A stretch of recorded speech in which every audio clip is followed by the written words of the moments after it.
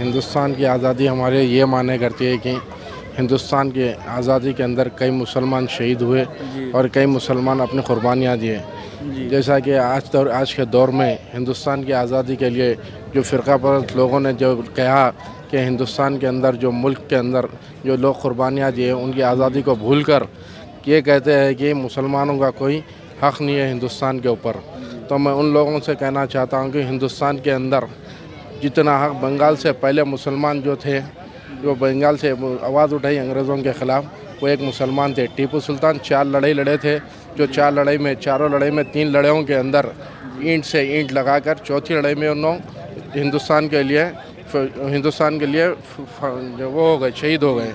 उसी तरह मैं हिंदुस्तान की आज़ादी के लिए जो लोग हैदराबाद से कई शरफतन लोगों ने कहा कि हैदराबाद के रोल में हिंदुस्तान के लिए जो हमारे उस्मान अली बादशाह जो थे 5 टन 500 किलो सोना हिंदुस्तान के लिए दिए थे।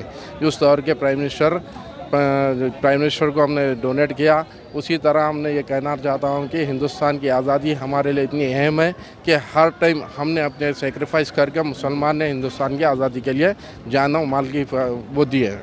अब हम तो ये जानते हैं कि आज़ादी में हमारे मुसलमान ज़्यादा से ज़्यादा अपनी कुर्बानियाँ देकर इस मुल्क को आज़ादी दिलाए हैं और अंग्रेज़ों से छुटकारा दिलाए हैं, लेकिन उनका कोई जिक्र कहीं भी नहीं आ रहा है।